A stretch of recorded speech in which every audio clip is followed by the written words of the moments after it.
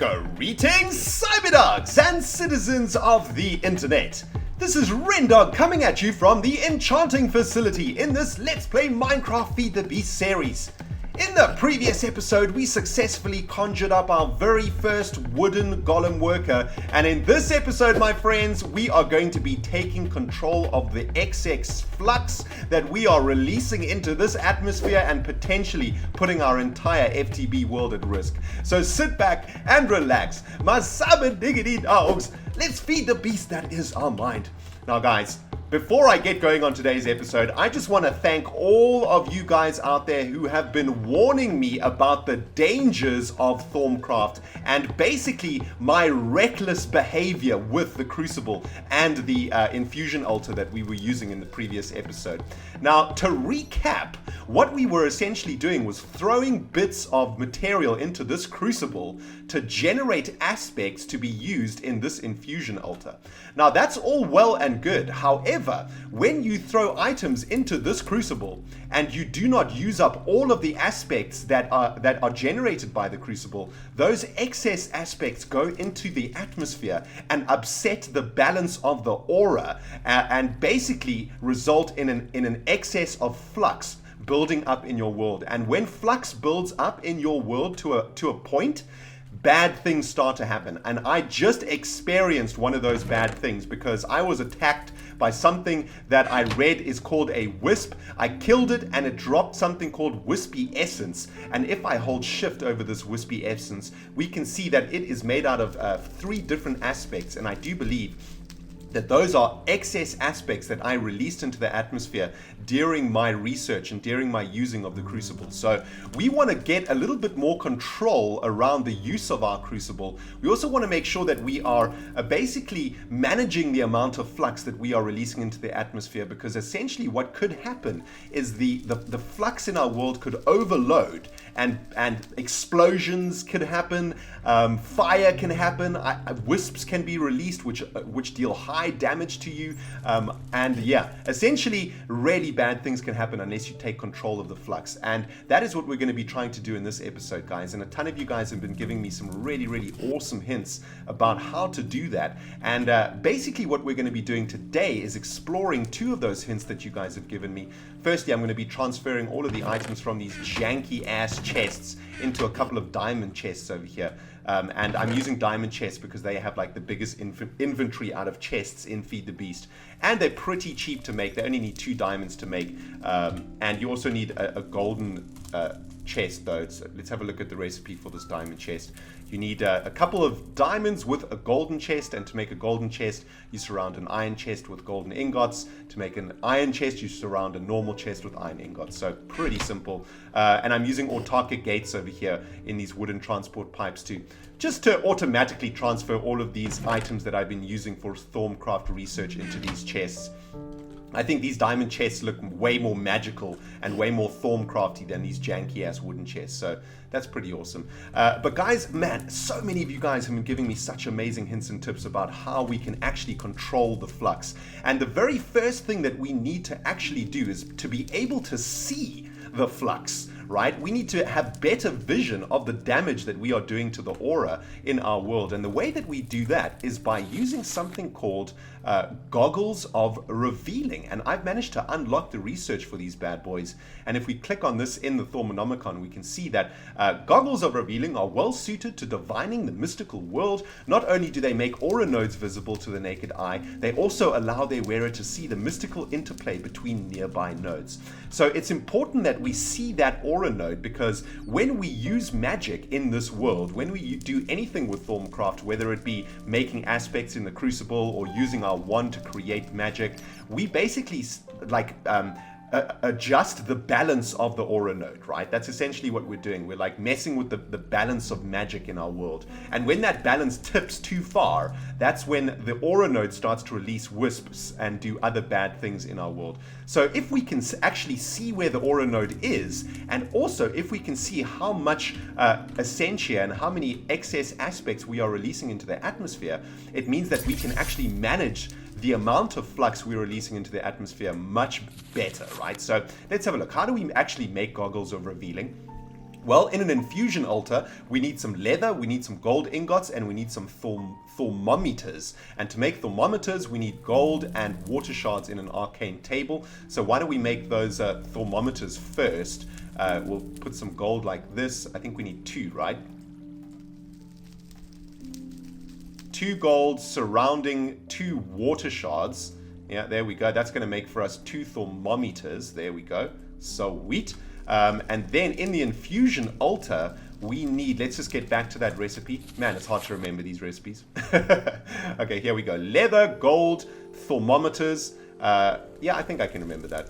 So thermometers like this, leather like this, and gold like that. Okay, that's going to make for us these sweet ass goggles. Now it says that this wand is too weak. We actually need 60 Vs to make these goggles. And in our research in the previous episode, or 2 episodes ago, we managed to unlock unified thaumatic theory, and this gives us the chance to actually make a wand of the adept, which is better than our wand of the apprentice that we're currently using. So that's pretty easy to make, actually. All we need to do is surround this wand of the apprentice with one of each of these shards that we've got from the storage facility. And hang on, do we need to do this in an infusion altar?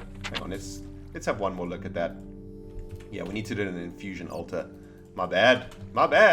Right, so we need to take this recipe down over here and make a wand of the adept. And this is essentially just a way better wand than our current wand.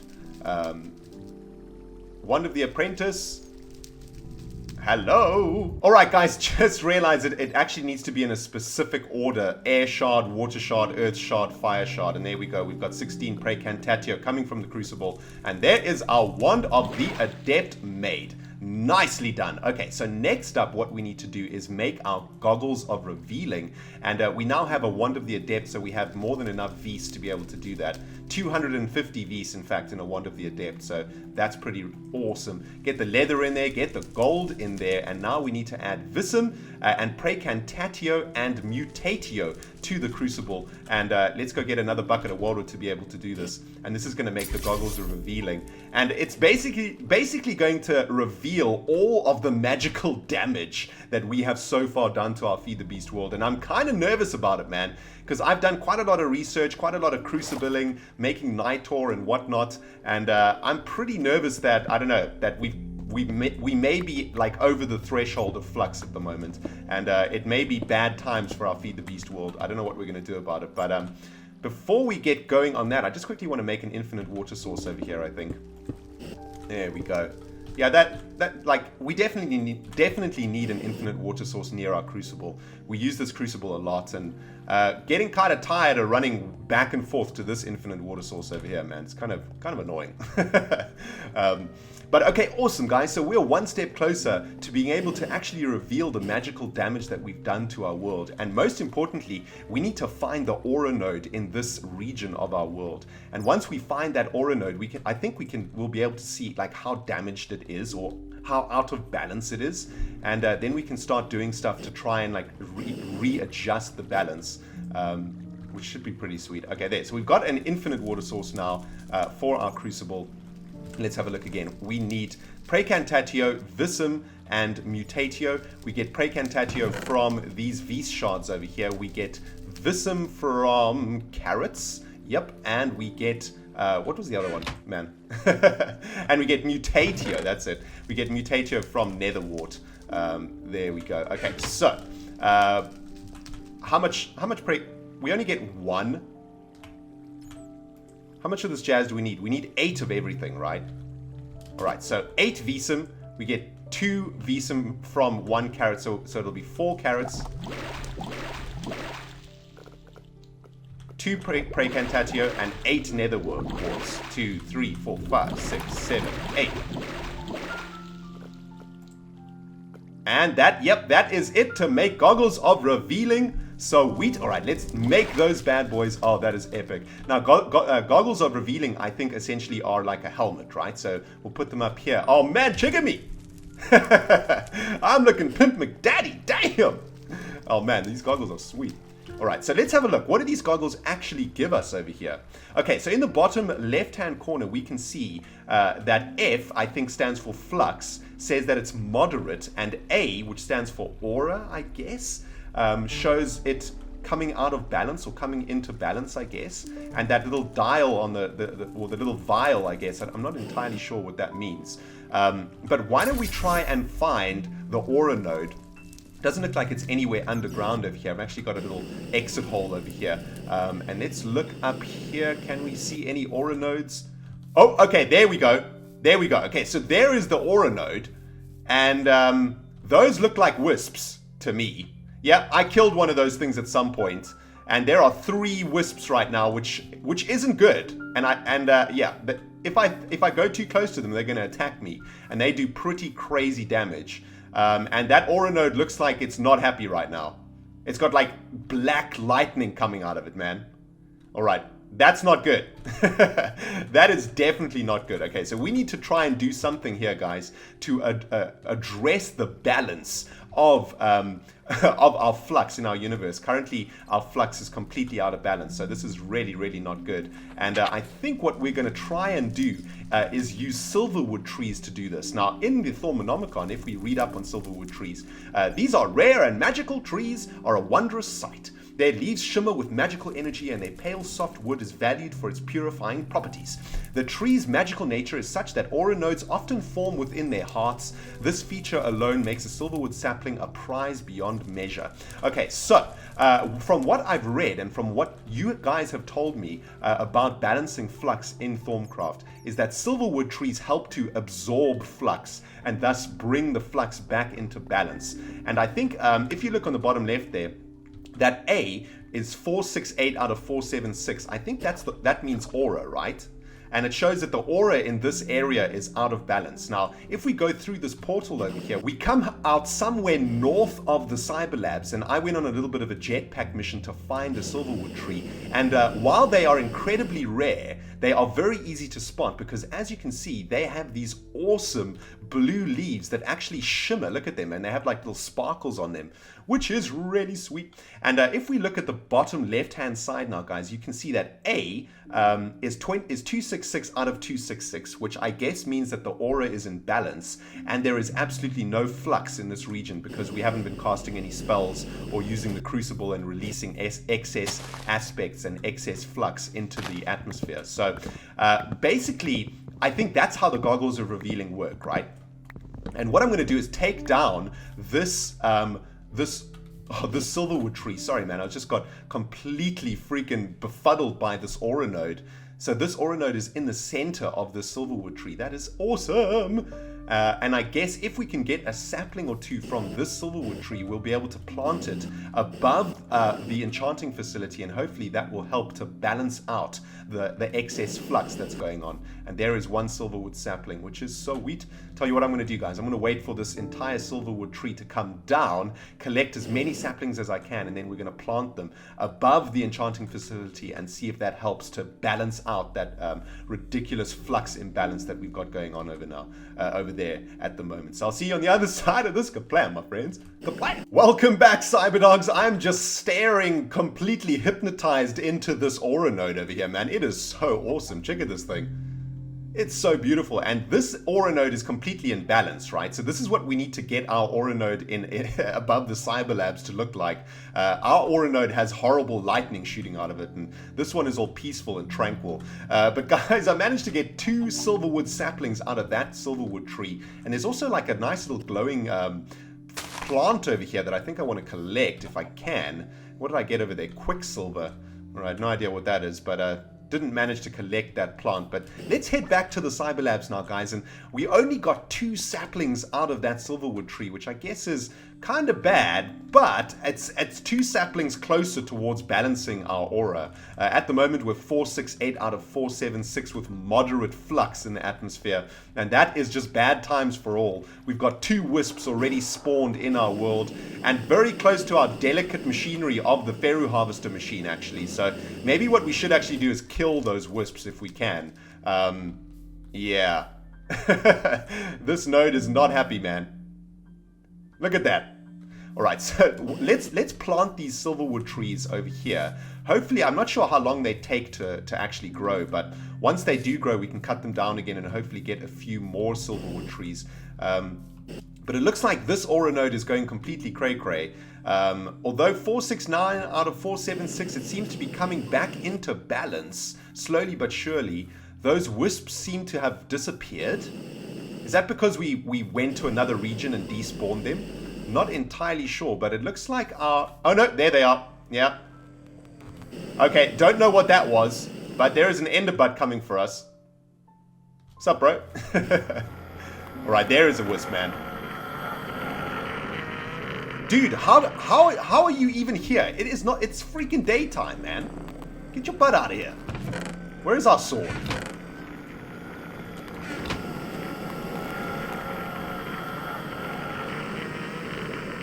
Dude, like, I hope Endermen don't get spawned by this freaking aura node. Where is that wisp gone? I think I want to try and kill it.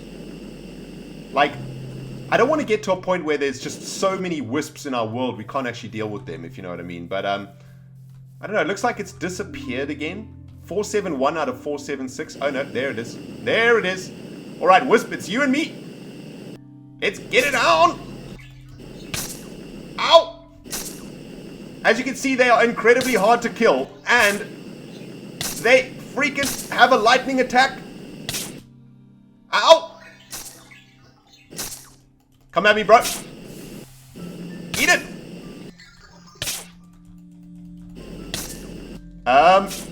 This wisp, can I even kill it? That is the question, man.